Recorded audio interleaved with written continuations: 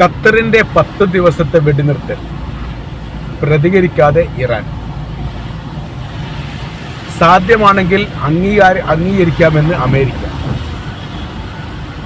ഇപ്പൊ ഈ വിഷയത്തിൽ ഊന്നിയിരിക്കുന്ന ചർച്ചകൾ വളരെ പ്രാധാന്യത്തോടു കൂടി പുറത്തു വന്നിരിക്കുകയാണ്. അതിൽ പറയുന്ന കാര്യം ഇങ്ങനെയാണ്: അവസാനിക്കാത്ത ഒരു യുദ്ധമുനമ്പിൽ ഇപ്പോൾ എത്തി നിൽക്കുമ്പോൾ അതിൻ്റെ ഭവിഷ്യത്തുകളും അതിൻ്റെ പരിണത ഫലവും അമേരിക്കയും ഇറാനും മാത്രമല്ല, ലോകരാജ്യങ്ങളും അവിടുത്തെ ജനങ്ങളും മുഴുവൻ അനുഭവിക്കുന്നു. അപ്പോൾ അതിൽ നിന്ന് നമുക്ക് കരകയറണം, മാറ്റം വേണം.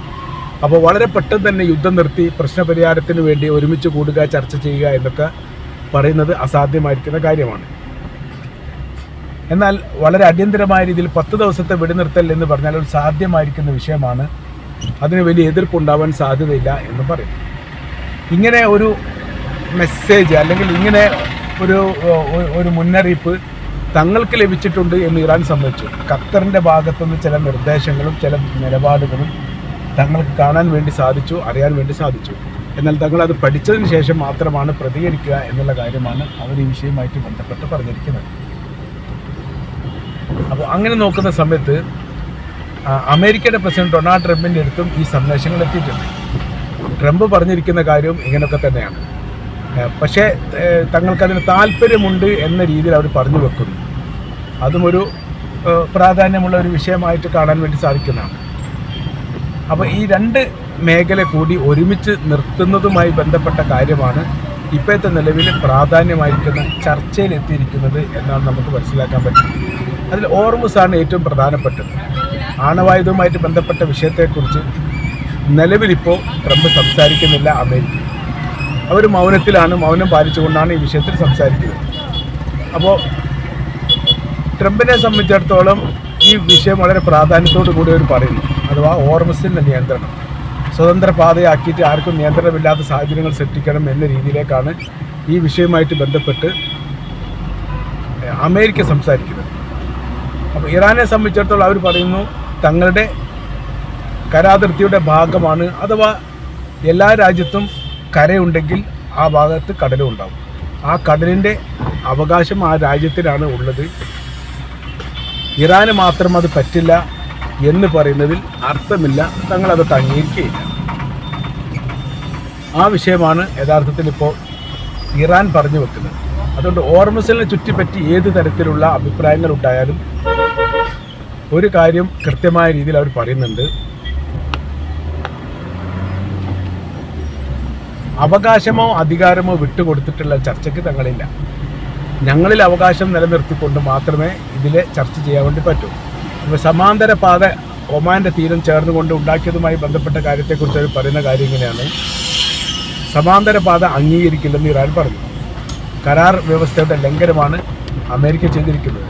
അതുകൊണ്ട് ഒരിക്കൽ പോലും ഇത് അംഗീകരിക്കാൻ വേണ്ടി സാധിക്കുകയില്ല. മാത്രവുമല്ല, ഇത് വളരെ പെട്ടെന്ന് ഇല്ലാതാക്കണം എന്ന് കൂടി ഇറാൻ പറഞ്ഞു വെക്കുന്നു. അപ്പോൾ ഒരു കരാർ വ്യവസ്ഥ ഉണ്ടാക്കി കഴിഞ്ഞാൽ ആ വ്യവസ്ഥ പാലിക്കുക എന്നുള്ളത് തീർച്ചയായിട്ടും വ്യവസ്ഥ ഉണ്ടാക്കിയവരുടെയും മധ്യസ്ഥരുടെയും നിർബന്ധമായിരിക്കുന്ന ബാധ്യതയാണ്. ഒരിക്കൽ പോലും അവർ ചെയ്യുന്നില്ലെങ്കിൽ പിന്നെ അതിൻ്റെ ഭവിഷ്യത്തുകൾ അവർ തന്നെ അനുഭവിക്കേണ്ടി വരും എന്നാണ് യഥാർത്ഥത്തിൽ അവർ പറഞ്ഞു വെക്കുന്നത് എന്ന് ചോദിക്കും. അപ്പോൾ ഹോർമുസുമായിട്ട് തട്ടിമുട്ടി നീങ്ങുന്ന ഇപ്പോഴത്തെ സ്ഥിതിയാണ് സാമ്പത്തിക രംഗത്ത് വലിയ രീതിയിലുള്ള പ്രശ്നങ്ങൾ ഉണ്ടാക്കിയത്. തങ്ങളുടെ രാജ്യത്തിൻ്റെ അകത്ത് കഞ്ഞി കുടിക്കാൻ വകയില്ലാത്തൊരു സാഹചര്യങ്ങൾ വന്നാൽ തീർച്ചയായിട്ടും സമാനമായിരിക്കുന്ന സാഹചര്യമാണ് ലോകത്തിലെ എല്ലാ രാജ്യങ്ങളിലും ഉണ്ടാവുക എന്ന് യുദ്ധത്തിൻ്റെ ആരംഭത്തോടു കൂടി ഇറാൻ പ്രസിഡന്റ് മസൂദ് പെഷഷ്കിയാൻ പറഞ്ഞത് വളരെ കൃത്യവും വളരെ വ്യക്തവുമാണ്. കാര്യം നടക്കുന്ന ഒരു യുദ്ധത്തിൽ പോലും ലോകത്തെ ബാധിക്കുന്ന യുദ്ധം ഉണ്ടായിട്ടില്ല. അതെല്ലാം അവരവരുടെ രാജ്യത്തിന് മാത്രമേ ബാധിക്കൂ എന്നതിനപ്പുറം ഇപ്പോഴത്തെ യുദ്ധം എന്ന് പറയുന്നത് ലോകത്ത് ആകമാനം ബാധിച്ചിട്ടുണ്ട്. ഉക്രൈനും റഷ്യയും തമ്മിലുള്ള യുദ്ധം അത് ആ രണ്ട് രാജ്യത്തെ മാത്രം ബാധിക്കുന്ന വിഷയമാണ്. ഫലസ്തീനും ഇസ്രായേലും തമ്മിലുള്ള യുദ്ധം ആ രണ്ട് രാജ്യത്തെ മാത്രം ബാധിക്കുന്ന വിഷയമാണ്. എന്നാൽ ഇറാനും അമേരിക്കയും തമ്മിലുള്ള യുദ്ധം ആ രണ്ട് രാജ്യത്തെ മാത്രമല്ല ബാധിക്കുന്നത്, ലോകത്തെ ആകമാനം ബാധിക്കുന്നുണ്ട് എന്നുള്ളത് വലിയ പ്രതിസന്ധി, വലിയ പ്രയാസം സൃഷ്ടിക്കുന്നു. കാര്യം അമേരിക്കൻ പ്രസിഡന്റ് ഡൊണാൾഡ് ട്രംപാണ് യഥാർത്ഥത്തിൽ ഈ യുദ്ധം ഉണ്ടാക്കിയത്. ആർക്കെങ്കിലും പങ്കാളിത്തം ഇതിനുണ്ട് എന്ന് പറയാൻ വേണ്ടി സാധിക്കില്ല. മാത്രമല്ല, അമേരിക്കൻ കോൺഗ്രസ് പോലും ഈ യുദ്ധത്തിന് അനുമതിയോ സമ്മതമോ നൽകിയിട്ടില്ല.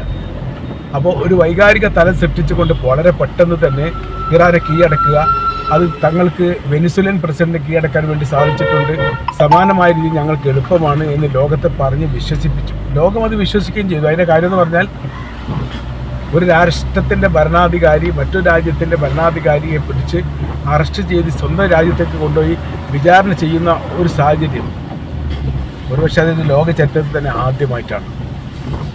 അപ്പോൾ അന്ന് മുതൽ അവർ പറഞ്ഞിട്ടുണ്ട് വെനിസുല കഴിഞ്ഞാൽ ഇറാൻ കഴിഞ്ഞാൽ ക്യൂബ, ഈ തരത്തിലേക്കാണ് തങ്ങളുടെ ലക്ഷ്യം. ആ ലക്ഷ്യം നടപ്പിലാക്കാൻ വേണ്ടി തീർച്ചയായിട്ടും തങ്ങൾക്ക് സാധിക്കും എന്നുകൂടി അവർ പറഞ്ഞിട്ടുണ്ട് എന്നുള്ളതാണ് യാഥാർത്ഥ്യം. പക്ഷേ വെനിസുലയുടേത് കൃത്യമായി ഇറാനെ തൊട്ടത്തോട് കൂടിയിട്ട് അമേരിക്കയുടെ കൈപൊള്ളി വലിയ പ്രശ്നവും വലിയ വിഷയവുമായിട്ട് ഇപ്പോൾ നിലനിൽക്കുന്നു എന്ന് നമുക്കറിയാവുന്നതാണ്.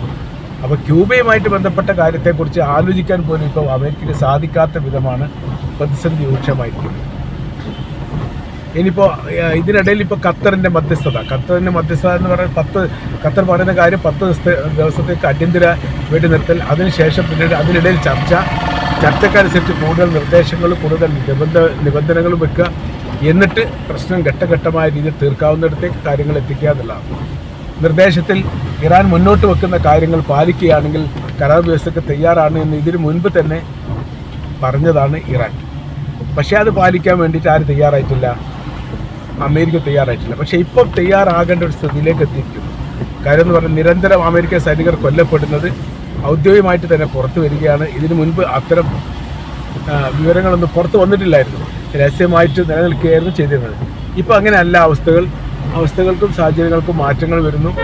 വലിയ എല്ലാ വിവരങ്ങളും പുറത്തു വരുന്നു. സൈനികർ നിരന്തരം കൊല്ലപ്പെടുന്നു, ഒരുപാട് സൈനികർക്ക് വലിയ രീതിയിൽ പരിക്കേൽക്കുന്നു.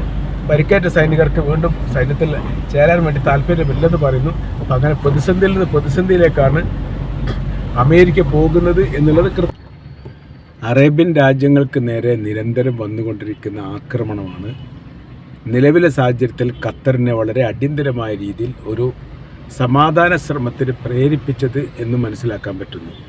അതിൽ ഖത്തറിന് നേരെയും ആക്രമണം നടത്തിയിട്ടുണ്ട്. മിഡിൽ ഈസ്റ്റിലെ ഒരു രാജ്യവും സുരക്ഷിതമല്ലെന്നും അമേരിക്കക്ക് നേരെ ഏതൊരു തരത്തിൽ ആക്രമണം നടത്തുകയാണെങ്കിലും അതിൻ്റേതായ തരത്തിൽ തങ്ങൾ പ്രതികരിക്കുമെന്നും ഇറാൻ പറഞ്ഞതാണ്. അതിൻ്റെ പ്രതിഫലനങ്ങളാണ് ഇപ്പോൾ നടക്കുന്നത് എന്നുള്ളതും കൃത്യം. അപ്പോൾ നമ്മൾ ഇതിൻ്റെ കൂടെ നമ്മൾ മനസ്സിലാക്കേണ്ട ഒരു കാര്യം, ഇപ്പോഴത്തെ അറേബ്യൻ രാജ്യങ്ങൾക്ക് പുറമെ മറ്റ് രാജ്യങ്ങളിലേക്കും ഈ ആക്രമണത്തിൻ്റെ തോത് വലിയ രീതിയിൽ വ്യാപിച്ചിട്ടുണ്ട് എന്നുള്ളതാണ്. അപ്പോൾ മിഡിൽ ഈസ്റ്റിനെ അപ്പുറമായ രീതിയിൽ തുർക്കി അടക്കമുള്ള രാജ്യങ്ങൾ തങ്ങളുടെ ലിസ്റ്റിലുണ്ട് എന്ന് ഇതിനു മുൻപ് പറയപ്പെട്ടതും 2 പ്രാവശ്യം തുർക്കിക്ക് നേരെ ഇറാൻ ആക്രമണം നടത്തിയതുമാണ്. ഇപ്പോൾ ജോർദാനിൽ നിന്നാണ് ഏറ്റവും വലിയ ആക്രമണം ഇറാന് നേരെ ഉണ്ടാകുന്നത് എന്നതിനാൽ ജോർദാനെ കേന്ദ്രീകരിച്ചു കൊണ്ടുള്ള ആക്രമണ തോത് ഇറാൻ വർദ്ധിപ്പിച്ചിട്ടുണ്ട്. ഇതെല്ലാം മേഖലയെ സാരമായിട്ട് ബാധിക്കുന്നുണ്ട്. സ്വസ്ഥമായിരിക്കുന്ന ഒരു ജീവിത രീതി സംവിധാനങ്ങൾ ഇല്ലാത്തൊരു സാഹചര്യങ്ങൾ നിലവിൽ ഈ മേഖലയിൽ ആകപ്പാടെ ഉണ്ടായിട്ടുണ്ട്. മുമ്പ് ഇറാൻ പറഞ്ഞതിൻ്റെ തുടർചലനങ്ങളാണ് ഇപ്പോൾ നടക്കുന്നത്. തങ്ങളുടെ രാജ്യത്ത് അസ്ഥിരതയോ അസമാധാനമോ ഉണ്ടാവുകയാണെങ്കിൽ അത് ലോകം മുഴുവനും അനുഭവിക്കുന്ന തരത്തിലേക്ക് തങ്ങളിതിനെ വ്യാപിപ്പിക്കുമെന്ന് പറഞ്ഞത് കൃത്യമാണ്. അതിപ്പോൾ നടന്നുകൊണ്ടിരിക്കുന്നു എന്നുള്ളതും ഒരു യാഥാർത്ഥ്യമാണ്. ഇതിൽ ഇപ്പോൾ ഹോർമുസ് കടലിന് പുറമെ ചെങ്കടലുമായി ബന്ധപ്പെട്ട വിഷയങ്ങളും ഇപ്പോൾ വലിയ രീതിയിൽ ചർച്ച വരുന്നു. അതിലവർ പറഞ്ഞിരിക്കുന്ന കാര്യം ഇങ്ങനെയാണ്: ഹോർമുസിലെ കടൽപാത തങ്ങൾ അടക്കുന്നതാണ്. അത് അടച്ചു കഴിഞ്ഞാൽ ഹോർമുസിൻ്റെ ചെങ്കടലിലെ കടൽപാത തങ്ങൾ അടക്കാന്ന് പറഞ്ഞാൽ ചെങ്കടലുമായിട്ട് ഇറാൻ അതിർത്തി പങ്കിടുന്നില്ല. പക്ഷേ അവിടെ മിലിഷ്യ വിഭാഗമായിരിക്കുന്ന ഹൂത്തികൾ വലിയ ശക്തമാണ് അവിടെ. ഹോർമുസിൻ്റെ തീരം കഴിഞ്ഞാൽ പിന്നീട് വരുന്നത് ബാബുൽ മന്ദബാണ്. ബാബുൽ മന്ദബ് ഏറെക്കുറെ ഹോർമുസിനോട് തുല്യമാണ്. അത് അടക്കപ്പെട്ട് കഴിഞ്ഞാൽ ഒരു 75% സൗദി അറേബ്യയുടെ പെട്രോളിയം നിശ്ചലമാകും എന്ന കാര്യത്തിൽ സംശയമില്ല. അപ്പോൾ വലിയ പ്രശ്നങ്ങളും വലിയ വിഷയങ്ങളും ഈ മേഖലയിൽ നടക്കുന്നു എന്നതിനാൽ അതിന് തത്വത്തിൽ ഒരു പരിഹാരമുണ്ടാക്കാൻ സാധിക്കാതെ വരുമ്പോൾ താൽക്കാലികമായിരിക്കുന്ന ഒരു വെടിനിർത്തലിലൂടെ എന്തെങ്കിലും പ്രശ്നത്തിന് പരിഹാരമുണ്ടാക്കാൻ സാധിക്കുമോ എന്നുള്ളതാണ് ഇറാൻ ഇപ്പോൾ ആലോചിക്കുന്നത്. അത് ആലോചന യാഥാർത്ഥ്യമാകാനുള്ള സാധ്യതയുണ്ട് എന്നും രാഷ്ട്രീയ നിരീക്ഷകർ വിലയിരുത്തുന്നു. കാരണം യുദ്ധം നടത്തിയിട്ട് അല്ലെങ്കിൽ യുദ്ധം തുടങ്ങി കഴിഞ്ഞ് ക്ഷീണിച്ചിട്ടുണ്ട് അമേരിക്ക ക്ഷീണിച്ചിട്ടുണ്ട് എന്നതിനാൽ തന്നെ ഇത് മുന്നോട്ട് കൊണ്ടുപോകാൻ അമേരിക്കക്ക് സാധിക്കുകയില്ല. വലിയ എതിർപ്പുകൾ രാജ്യത്തിൻ്റെ അകത്തും പുറത്തും ഇപ്പോൾ നിലവിലെ സാഹചര്യത്തിൽ തന്നെ ട്രംപ് അനുഭവിക്കുന്നു. അപ്പോൾ അതിനെ അതിജീവിച്ചു കൊണ്ട് മുന്നേറുക എന്നുള്ളത് വലിയ പ്രയാസമുള്ള കാര്യമാണ്. അതുകൊണ്ട് താൽക്കാലിക യുദ്ധം നിർത്തുന്ന സമയത്ത് അതിൻ്റേതായിരിക്കുന്ന ഗുണങ്ങൾ ഉണ്ടാകും എന്നുള്ള ഒരു വിലയിരുത്തലും ഇതോടനുബന്ധിച്ചുണ്ട് എന്ന് ചുരുക്കം.